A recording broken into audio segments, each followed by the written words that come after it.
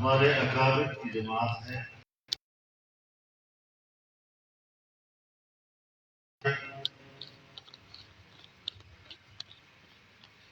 تنظیم کے مقاصد بھی انہوں نے ہی متعین کیے، اس کا نصب العین بھی انہوں نے ہی تعلیم فرمایا۔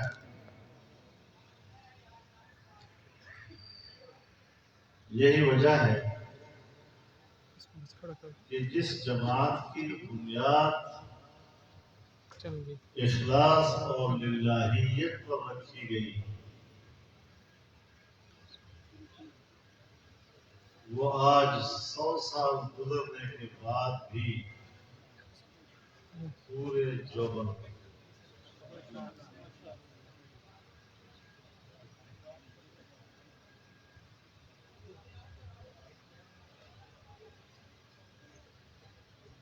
بدقسمتی یہ ہے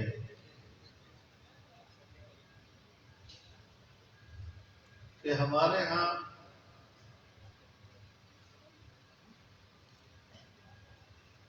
سیاست کا لفظ اور اس کا مفہوم غلط بتایا گیا ہے۔ سیاسی جماعت کا ایک غلط تصور، اس کی غلط تشریح، غلط مفہوم قوم کو بتایا گیا ہے۔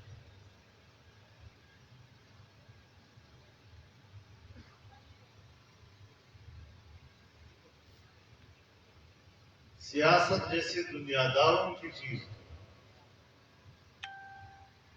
دین والوں کا سیاست سے کیا کام؟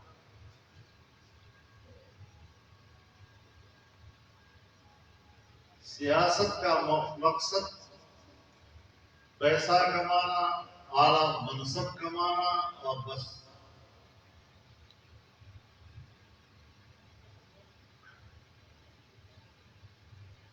سیاست کے بارے میں یہ نظریہ کس نے دیا؟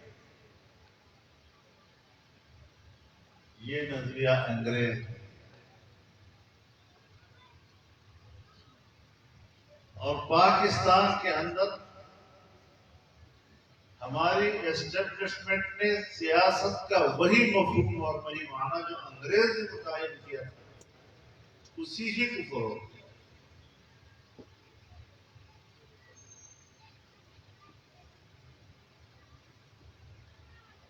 لیکن الحمدللہ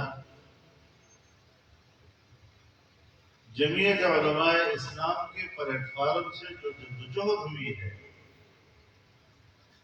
انہوں نے اس غلط اور الٹے مفہوم کو غیر مؤثر کیا۔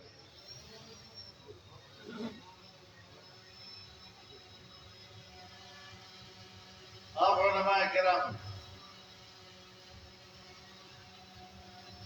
اور علماء کرام کا یہ دعویٰ ہے کہ وہ انبیاء کے وارث ہیں، العلماء ورثۃ الانبیاء، ان الانبیاء لم یورثوا دینارا ولا درہما انہم ورثوا العلم۔ علماء انبیاء کے وارث ہیں،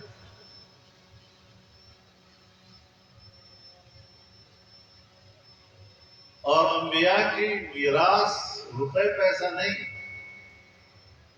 ان کی میراث علم۔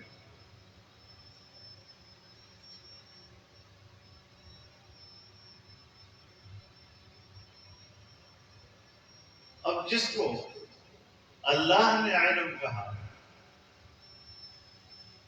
جس کو جناب رسول اللہ صلی اللہ علیہ وسلم نے علم کہا، عالم اس کو کہا۔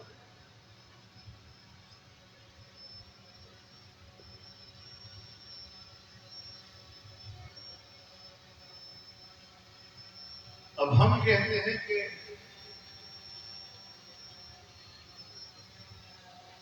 محراب کا جو مصلی ہے یہ رسول اللہ کی میراث ہے، اور محراب کا جو ممبر ہے وہ ممبر رسول ہے. جس وقت محراب میں ممبر رسول ہوگا تو کوئی خان سردار اس میں بیٹھ کر خطبہ کے لیے بیٹھنے کی ضرورت تو کرے بیٹھے گا اس کو دعویٰ ہے اس کو میرا وارث میں ہوں. محراب کے مسلح پر کوئی سردار نواب کھڑا ہونے کی ضرورت نہیں کر سکتا. وہاں کھڑا ہوگا تو عالم دین نہیں کھڑا ہوگا. لیکن سیاست کے منصب پر عالم کے بیٹھنے کی اجازت ہے. اور اسے تو شریف آدمی ہے اس میں سیاست کرے گی.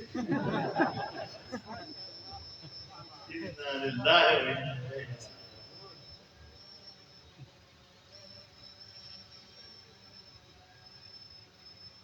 تو سیاست یہ تو تدبیر و انتظام کا نام ہے. القیام بالشیء بما یصلح کسی چیز کا اس طرح وجود پذیر ہونا کہ وہ کارآمد اصلاح کا سبب ہو. یہ تعریف کی ہے.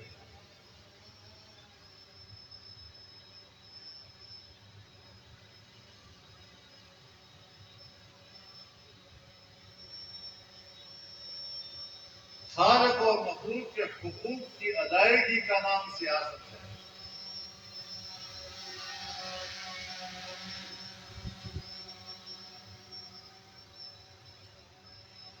امام ولی اللہ نے یہ تعریف کی ہے.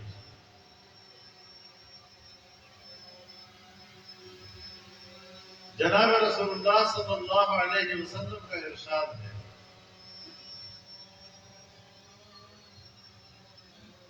كانت بنو اسرائیل تسوسهم الانبیاء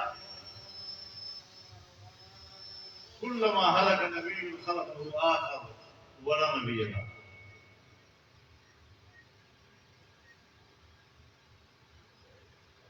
بنی اسرائیل کی سیاست انبیاء کیا کرتے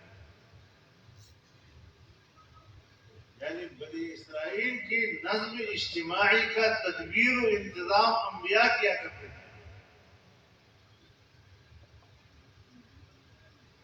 ان کے حقوق کا تحفظ, ان کی جان, اس کا مال, اس کی عزت و آبرو کا تحفظ, ان کی معاش کا تحفظ.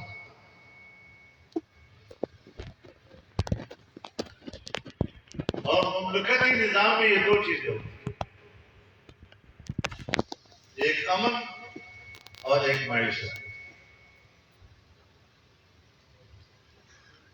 حضرت ابراہیم علیہ السلام ساری زندگی شرک کے خلاف لڑتے رہے, بتوں کے خلاف جنگ لڑتے رہے, اللہ کی توحید بیان کرتے رہے, اللہ اور بندے کا آپس میں رشتہ قائم کرنے کی کوشش کرتے رہے. اس پاداش میں آگ میں دھکیل دیے گئے.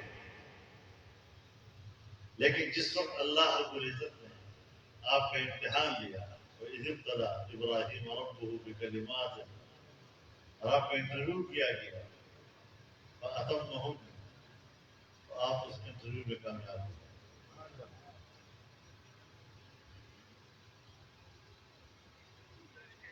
قَالَ إِنِّي جَاعِلُكَ لِلنَّاسِ إِمَامًا, اب میں آپ کو انسانیت کا امام بنانے والا ہوں.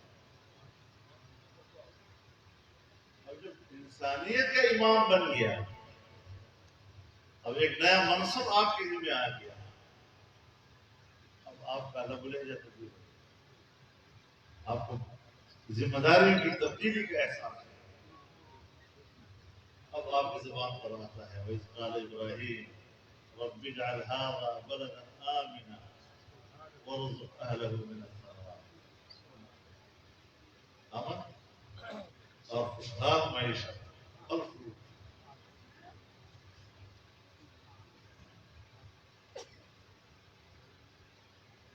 اور پھر جب آپ نے دعا کی وَارْزُقْ أهله من الثمرات من آمن منهم بالله واليوم الآخر.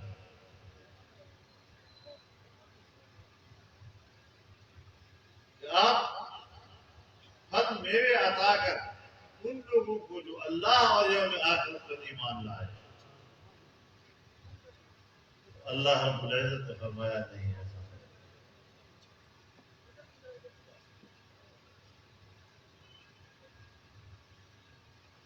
قال ومن كفر فأمتعه قليلا.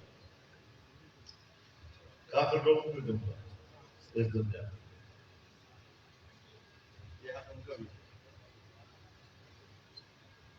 غیر مسلموں کو بھی دوں. وہ بھی صحیح ہے. میری دنیا میں رہے.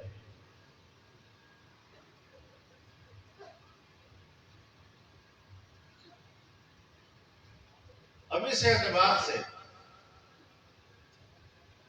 انبیاء کرام کی سیاست بنی اسرائیل میں ایک سے دوسری طرف منتقل ہوتی رہی. اور پھر رسول اللہ نے فرمایا کہ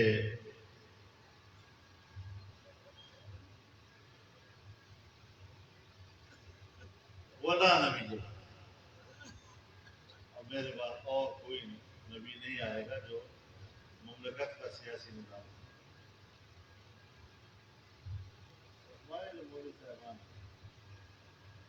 وہ اسٹیج سے جاتے ہیں تو کہتے ہیں ختم نبوت غیر سیاسی مسئلہ ہے. ختم نبوت سیاست سے بالا تر ہے. میں اس بات کو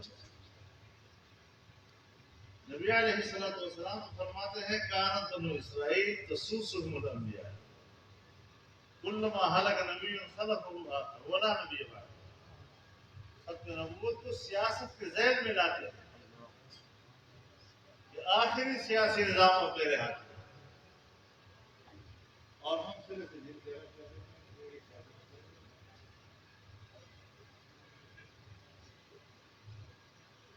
اب اگر مولوی صاحبان خود نہیں سمجھتے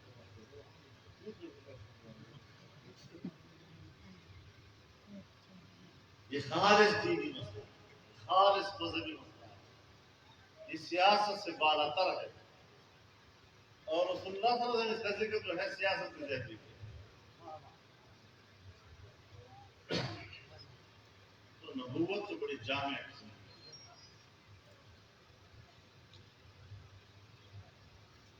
تو اس اعتبار سے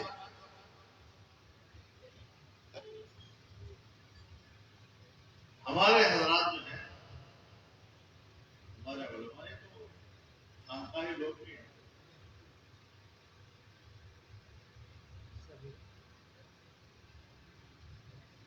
تو خانقاہی ماحول میں دو لفظ استعمال ہوتے ہیں: ریاضت، مجاہدہ.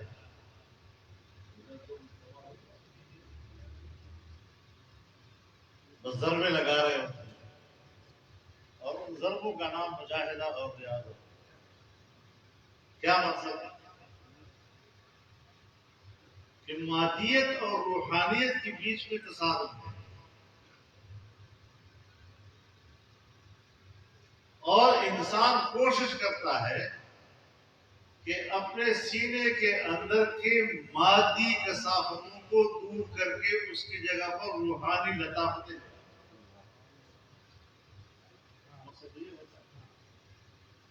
اس کے لیے وہ وہاں بیٹھا ہوتا ہے، ضربے لگا رہا ہوتا ہے. لیکن اگر ہم اس مقصد کو بند حجروں کی طرف لے جائیں اور بند حجروں میں بیٹھ کر ہم اس پہ اکتفا کر لیں، لیکن یہ مزاج اسلام کا نہیں ہے. یہ رہبانیت کا مزاج ہے. اسلام کا جو مزاج ہے وہ تو یہ ہے کہ کمرے سے نکلو صحن میں آؤ، صحن سے نکلو گلی میں آؤ، گلی سے نکلو محلے میں آؤ، محلے سے نکلو شہر میں آؤ، شہر سے نکلو صحراؤں میں جاؤ، جنگلوں میں جاؤ، پہاڑوں میں جاؤ، دریاؤں میں جاؤ، چھا جاؤ دنیا کی. وَلَقَدْ كَرَّمْنَا بَنِي آدَمَ وَحَمَلْنَاهُمْ فِي الْبَرِّ وَالْبَحْرِ وَرَزَقْنَاهُم مِّنَ الطَّيِّبَاتِ وَفَضَّلْنَاهُمْ عَلَىٰ كَثِيرٍ مِّمَّنْ خَلَقْنَا تَفْضِيلًا. تو اسلام تو پھیلنے کا تقاضا ہے. کنتم خیر امت اخرجت للناس، تم وہ بہترین امت ہو جو انسانیت کی طرف بھیجے گئے ہو.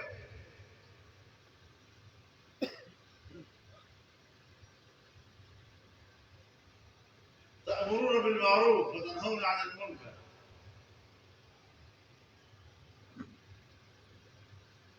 بھلائی کا حکم دیتے ہو اور برائی سے روکتے ہو. اب معروف اس کے معنی ہے بھلائی، اس کے لیے لفظ استعمال کیا ہے امر، حکم دے. اور منکر برائی، اس کے لیے لفظ استعمال کیا ہے نہیں، روک.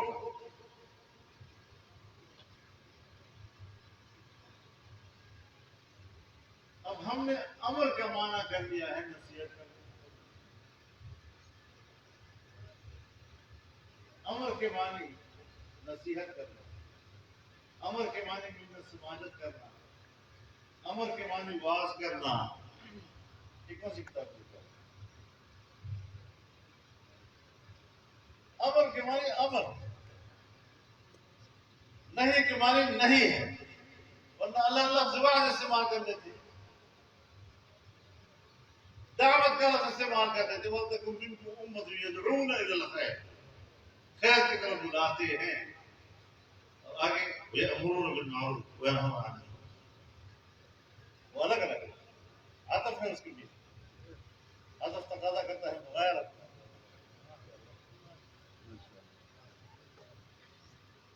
مجھے مولوی صاحب نے کہا تم غرب اس کا بیان کر رہے ہو، خام آنے کا سخت کر دیا. اس طرح نہیں ہے. اس کے لیے کب ضروری ہے کہ آدمی کے پاس امر کی طاقت ہو، حکومت ہو، یہ ہو وہ. میں نے کہا پھر وہاں کیا کرو گے؟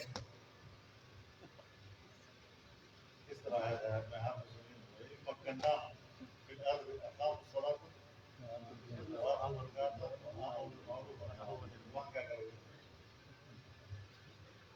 اب تو زمین پر اقتدار ہے.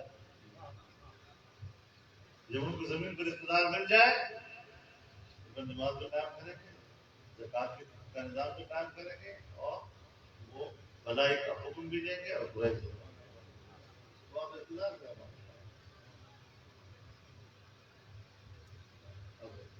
جمعیت والے جب یہ بات کرتے ہیں کہ سیاسی موقع نہیں ہے، آپ کو دین سکھاتے ہیں، دین سمجھاتے ہیں. سیاست بھی آج کا لفظ نہیں، اس میں استعمال کیا ہے. تدبیر و انتظام کے نام ہے، چارہ گری کے نام ہے. حضرت ابوبکر صدیق رضی اللہ تعالیٰ عنہ کی بیٹی ہیں حضرت اسماء بنت ابی بکر، اور حضرت زبیر کی اہلیہ ہیں. اور فرماتی ہیں کان لہو فرس، میرے خاوند کا ایک گھوڑا تھا، کنت اسوس ہوا، میں اس کی سیاست کیا کرتی تھی، یعنی میں اس کی چارہ گری کرتی تھی.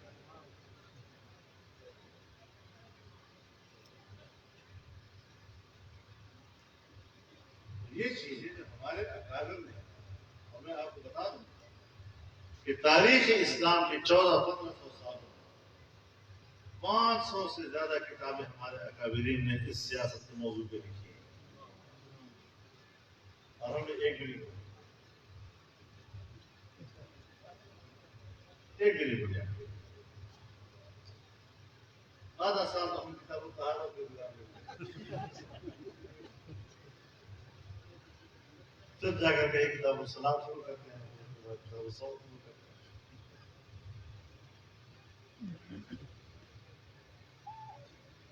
تو اس اعتبار سے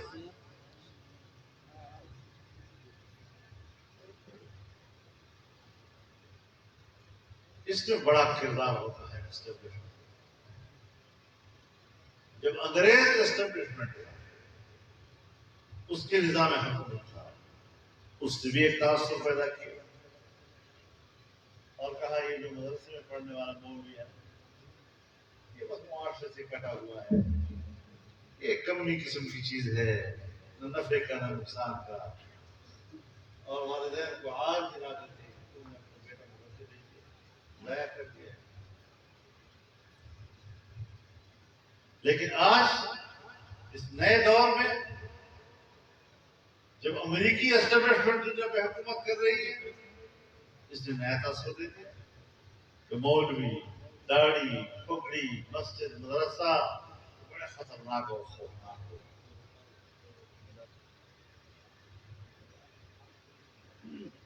قاتل ہیں، خفاق ہیں۔ کہاں وہ انتہا، کہاں یہ انتہا۔ اور یہ بہت بڑا چیلنج تھا ہمارے لیے کہ پاکستان میں چاہے جمعیت علماء اسلام ہو، چاہے مدارس ہوں، چاہے وفاق المدارس ہوں، تمام علماء نے اس پر اتفاق کر لیا ہے کہ ہم بین الاقوامی اس پروپیگنڈے کا دفاع کریں گے اور ہم ثابت کریں گے کہ یہ پاکستان کے اور ملک کے انتہائی پرامن انسانی حقوق کو جانتے ہیں، ان کے تحفظ کو جانتے ہیں۔ لیکن چونکہ اب جمعیت علماء اسلام ہے تو جمعیت علماء اسلام میں جب آپ شامل ہوتے ہیں تو آپ سمجھتے ہیں کہ میں جہاد کے میدان میں شامل ہوں۔ جہاد کسے کہتے ہیں؟ جہاد کہتے ہیں اس جدوجہد کو جو اعلاء کلمت اللہ کی۔ اب اعلاء کلمت اللہ کے لیے اس نیت سے آپ ایک جماعت میں شریک ہوتے ہیں تو آپ نے اپنی زندگی کا مقصد متعین کر یہ روحانی مقصد ہے۔ لیکن جمعیت علماء اسلام انتخابی سیاست بھی تو کرتی ہے، اس سے ووٹ بھی لینا ہوتا ہے۔ جب ووٹ لیتے ہیں اور آپ کا آدمی کامیاب ہوتا ہے تو اسمبلی میں جانا جاتا ہے۔ جب اسمبلی میں جاتا ہے تو وہاں حکومت بنتی ہے تو حکومت میں چلا جاتا ہے۔ جب آپ کی رسائی حکومت تک ہو جاتی ہے تو پھر ملک کی جو وسائل ہیں اس پر حکومت کی گرفت ہوتی ہے اور عام آدمی کی ضرورتیں ان وسائل کے ساتھ ہوتی ہیں۔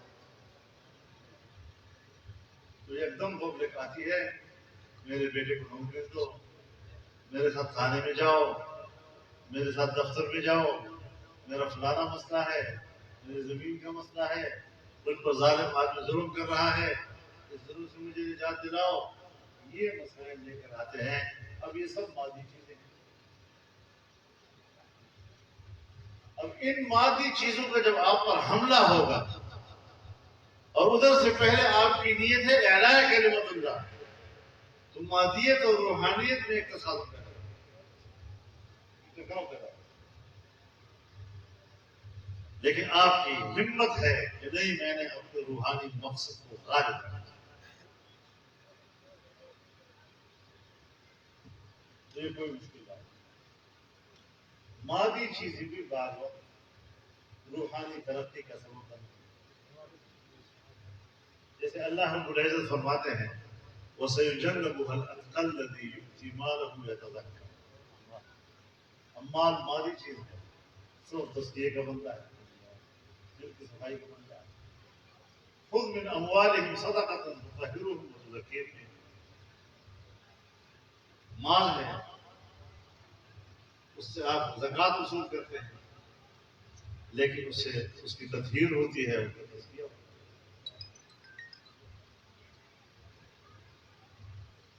تو مادی چیزیں بھی روحانی ترقی کے لیے اور روحانی صفائی کے لیے استعمال ہوتی ہیں۔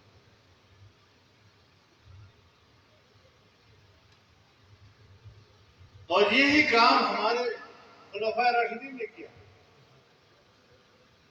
اگر ہم مثال پیش کریں تو خلفائے راشدین سے بڑی مثال اور کیا ہے؟ ساری رات گھومتے تھے، کوئی بھوکا تو نہیں سویا۔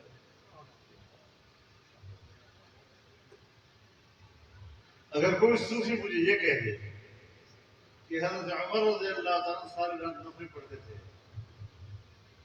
تو میں تو نہیں مانتا.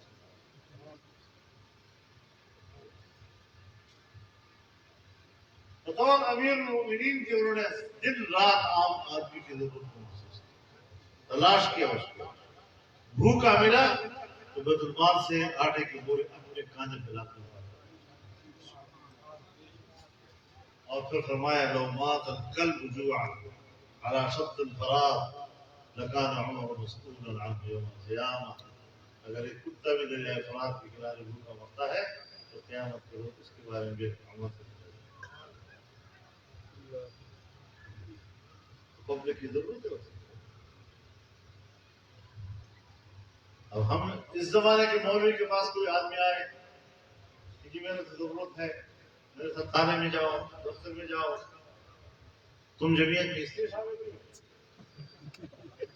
تم نے مجھے ووٹ اسلام کے لیے دیا تھا یا اس کے لیے دیا تھا؟